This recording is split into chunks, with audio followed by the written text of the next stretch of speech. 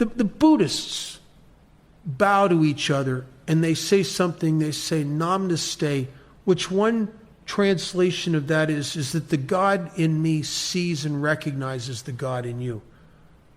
I think it's even more than that. I think it's that I see you. I get you. Because you're me. Some of you are me on a very bad day. But you're me. You're me. You're me when I'm afraid. The guy that's giving you a hard time in traffic or in the grocery store, that's me when I'm scared. That's me when I've been hurt earlier in the day and I'm thrashing out at people. That's me when I'm too angry, hungry, lonely, tired. Isn't it odd when I'm having a bad day, I want the whole world to just line up with compassion and understanding. But yet I won't give it. And this is the part of this process where we get forgiveness. Tolerance, acceptance, love, and understanding are for the giving, forgiving. Resentment and judgment are for the takers. And this is where I get to forgive. This is where I get to understand. And forgiveness always seems to come through understanding. This is where I started to develop something that a self-centered guy like me doesn't have at all.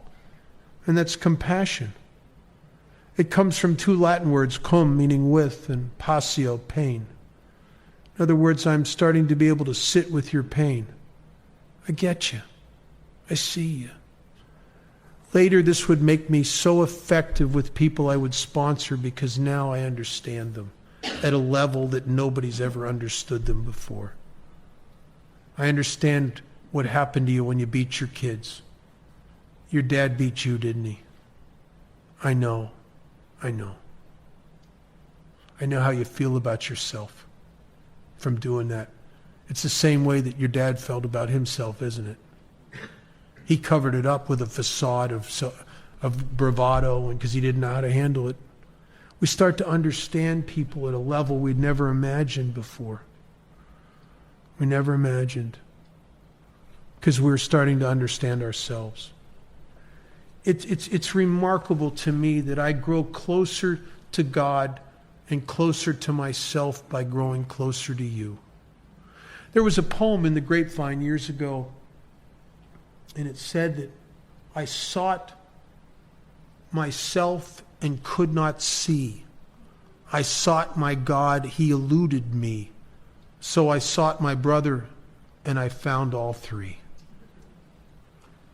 It is in this part of this process that some of us start to realize that we could be forgiven by God because we're starting to forgive and understand others.